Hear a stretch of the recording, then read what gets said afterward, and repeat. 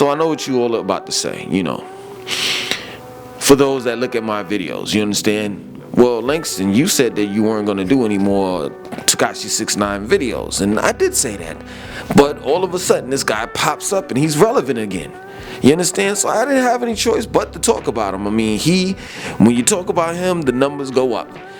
People want to hear about him. And, I don't care too much for the dude.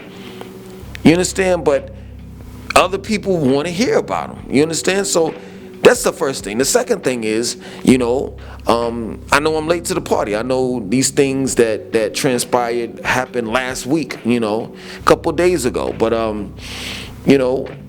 I have my perspective. Everybody gave their perspective. And I'm glad that I'm late to the party because everybody gave their perspective. Now it's time for me to give mine. I've listened to a lot of other people's perspective, and I may disagree or agree with their perspective or opinion rather about the situation. So, what I do is I collect data, and then I come up with my conclusion on how I feel and what I think about, Tekashi 6ix9ine overall. So, now that we got that out of the way, I had a situation, last night where my next door neighbor, I'm making a point here, my next door neighbor had left their lights on, right? So they have 2 pit bulls. So I was, I came out of the house and I was about to get in my car and I was like, man, I'm contemplating whether I should let them know that their lights are on or what. You know what I'm saying? But it's late at night. So I'm sitting here saying, well, man, I'm fighting with myself, right? So I wound up walking over there. I rang the doorbell. Somebody runs downstairs and then they go back upstairs, right? And then they come back downstairs and they open the door and I step back, right? And the pit bull just comes running out. Shook. I was shook. I'm not lying. He scared the living shit out of me. Like I saw Jesus Christ and I had a 30-minute conversation with him in heaven before my soul went back into my body. Right? So he grabs him in the nick of time, the dude, right? So I'm like, yo, man, your lights are on, right? He was like, yo, man, thanks, I appreciate that, right? So I'm walking away from the house and I'm still talking to him like, I'm saying like, yeah, because, man, I'm trying to give excuses when I came to his door because I'm just that shook. And I didn't have the canic on me. I ain't had nothing on me because I didn't think that was going to happen. So make the long story short, I wound up calling Pretty Ricky to let him know about it, right? So I think he was doing something or whatever. He was preoccupied. He wound up texting me. So we texting back and forth, right? So then, he's telling me, yo, Tekashi 6ix9ine is a genius. Like texting me. I'm like, what do you think that for? I'm not going to sit here and say, no, I agree with you or not. Because, Pretty Ricky, when he says something, most of the time when he says things like that, he has the facts to back it up, right? So he was just basically breaking down how Tekashi 6ix9ine is able to manipulate people, and that, he's basically, now Tekashi 6ix9ine is bullying people, and he's putting these so-called wannabe gangster rappers in check. And after he, broke it down and everything, I kind of agree with him.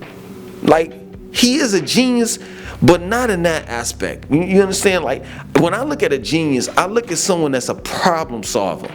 I don't look at Tekashi 6ix9ine as a genius because he creates problems.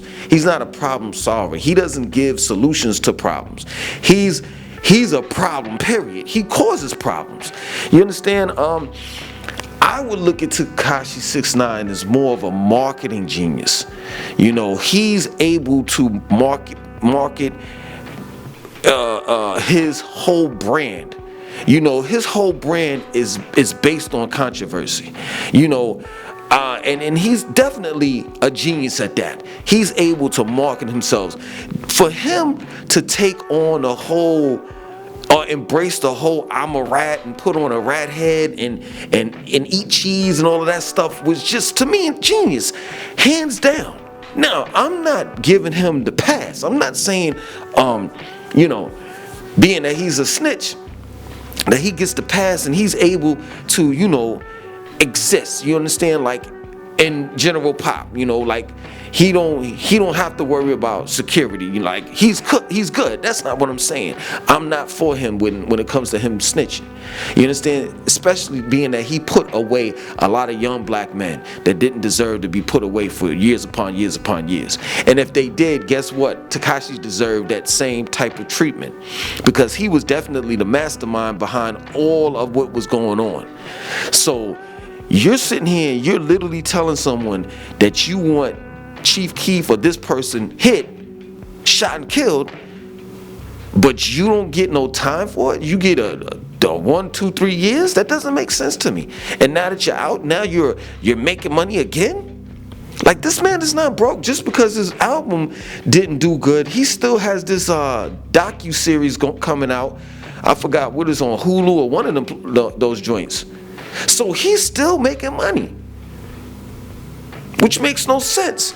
And as far as Tekashi 6ix9ine being a gangster, I think he's more of a gangster than Lil Reese, Lil Durk, Meek Mill, because of the fact that, let's just look at it like this. Let's break it down, slow it down, slow your roll. Just get what I'm saying. Everybody has an entourage, right? Little Durk has an entourage. He has his boys and people he grew up with that are hitters or whatever have you, right? Little Reese has his entourage that he got his his peoples that are in gangs or that are hitters, right? Meek Mill as well. So look at just Tekashi 6ix9ine. Those are not police officers. They might be ex-police officers or ex-army man or whatever have you, but that's his security. That is his entourage. That plain and simple. And when they met up with Meek Mill, Tekashi was about that. Meek Mill wasn't about that. And he's right. I'm not trying to be funny. He is right. If you gangster like that, you should be gangster like that all the time. Doesn't make a difference if it's security or not. That plain and simple. And he's actually bullying these guys now. He's bullying these guys. And it's a sight to see, man. It's just like really, really disrespectful what he's doing, and he's able to get away with it because these guys know that he can't be touched. And he knows that. Now, sooner than later, just like Pretty Ricky said, eventually somebody's gonna catch him sleeping. And then they're gonna put, as Hassan would say, Hassan Campbell that is, they're gonna turn his TV off. His TV's gonna get turned off. You understand? So it's only a matter of time. But for the most part, man, this man is punking, bullying so-called gangster rappers. And it's embarrassing to look at when Meek Mill is saying, yo, he's pretty much saying that this guy is bothering me. He's bullying me. But you're supposed to be the dude from Philly that's, in the streets. Handle that. And I'm not saying handle like if I'm some street dude. That's not what I'm saying. But I'm not claiming to be a street dude. I never will, because I'm not a street dude. All I'm saying is you're supposed to be on code. That plain and simple. You let a dude with colorful hair bully you. That's crazy to me. And people will sit back and say, see, this is the argument right here. This is what bothers me about the situation. The argument is he has an entourage or he has security. Yo, everybody got security. Everybody has an entourage and people that surrounded around that particular person. Everybody has that. But guess what? If you look at the situation with what's that dude name? I forgot his name. That's cool with Rick Ross, that got that one big dread. I forgot his name. Ah, man, what is his name, man? Anyway, y'all know who I'm talking about. The dude that be with Rick Ross. One of his good friends, and I think he's still signed to Rick Ross, and he's like High Yellow or whatever, right? gunplay. The situation that he got in with 50 Cent, even though the dudes got the best of gunplay, guess what? He was outnumbered and gunplay still fought. He still fought. He beat like one or two of them, and then they got the best of him. But he still fought. He didn't back down from nothing. So you mean to tell me you got beef with this dude, but at the end of the day, you're on some, yo, I don't know why he bothered me. I wish he would leave me alone. He harassing me. Nah, you just basically telling people that he's bullying you. Who's the gangster now? And it's just, man, it's it's embarrassing to look at, and it's just, how can I put it, man? It's just, you all are destroying hip hop. You are, like, Tekashi 6ix9ine wouldn't say, he couldn't even say the N-word in the 90s. He'll get his whole grill piece severed. You're letting a Puerto Rican / Mexican use the N-word freely. Like, that's just crazy to me, man. I don't get how this dude just fell off the earth for 3 to 6 months, and he came back stronger than when he came back the first time. Like, now rappers are actually saying, they're using other words, but in other words, they're saying, hey, Tekashi, could you leave me alone, because you're bullying me. Could you stop bullying me? Please. But I thought you were gangster, especially in your lyrics. And when it comes to Lil Durk, I mean, come on, man. He just straight up disrespected your homie. Like, King Von, he said, may King Von rest in piss. He had another joint up there on his Instagram page, but he immediately took it down. Like, I think it lasted for a whole day. He was like, yo, anyone tell King Von to DM me. I bet you he won't. Like, he has said the most foul shit. He has violated you all in the worst way, and nothing is happening to him. Nothing. And, you know, it's just crazy to me, the things that he has said. And then he's just randomly, like Pretty Ricky said, he's randomly just picking on rappers. He's just picking one rapper. Let me talk about Lil Reese this day. Let me talk about King Von that day. Let me talk about Lil Durk that day. Like, it's just crazy to me. It's crazy how rats, snitches, and dudes such as Quando Rondo that didn't have nothing to do with shooting and killing King Von. It's funny how those two people are winning.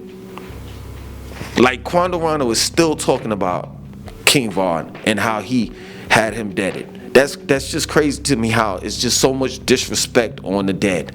And, you know, it's like, I'm sitting here saying, oh man, that's foul what Tekashi 6ix9ine said about King Von, but then I'm like, hold on. He pulls up, Tekashi 6ix9ine it is, he pulls up what King Von said, when I go to heaven, I'm gonna beat up Tuka, or I'm smoking on Tuka. So it's okay for King Von to disrespect the dead, or RBG Duck to disrespect the dead, but it's not okay when Tekashi 6ix9ine does it. Man, y'all gotta stop it. And I'm gonna end it with this, man. The reason why hip hop is slowly but surely being destroyed, the reason why hip hop has changed for the worse, is because the pioneers of hip hop didn't lay down the infrastructure, the rules and regulation, the laws in the culture. They didn't lay it down. They just said that the culture's for everyone. And look at what has happened now. Now, we are the minorities when it comes to making money off of our own culture. And that's crazy to me. We create the culture, and these people take it from us and make more money than we make off of it. And now the face of hip hop is not black anymore. It's for everybody. That's crazy to me, man. And we're still creating new flows, new dances, new slang, and they're taking everything from us. And we don't, all we do is bitch and complain about it. That's it. Oh, they took this and they took that. It's called cultural appropriation and culture vultures, but we don't do anything about it. We just call them names. That's crazy to me. I seen the vice president, the vice president and the president of the United States give each other a dap. Cause I'm tired of you motherfuckers saying it's a fist pump. There ain't no fucking fist pump. Y'all always taking our shit and then renaming it. You giving somebody dap. It first started off like this. Like that. And then we started doing this. It's crazy to me how white America hates black people, but you take every damn thing that we do. Let me drop this jewel on you. Woo, you gonna shake when you hear this, right? They said that the fist pump is a healthy way of not spreading the virus. That you don't want to give people a handshake because you might spread the virus. So the fist pump, which is dap, giving people dap, it helps you out because you can't. Your chances of spreading the virus is at a minimum, right? Hold that thought now. I want you all to go to the movie ATL, right? Starring T.I., the chick that Nipsey Hussle was dating, I forgot her name, and Big Boy from Outkast, right? You're gonna go to the part where he was greeting Diana Ross's son. And Diana Ross's son goes like this to give him a handshake, and he says, like that, and he says, that's the healthy way. Something to that. That's the healthy way. We don't want to spread no germs over here. That's what he said in 2005. A 15, 16-year-old movie, and Big Boy was saying that in 2005. If you don't believe me, get the movie ATL and look at it for yourself. But this is what they do to our culture. They take it and they use it and abuse it. So overall, Tekashi 6ix9ine is not no genius. He's a marketing genius. He knows how to market and advertise himself quite well. Outside of that, he's just a stupid ass idiot that eventually is going to get himself in some trouble that he's not gonna be able to get out of, because he ain't gonna be able. I'm not gonna go there. Not trying to incriminate myself. You understand? But yeah, man.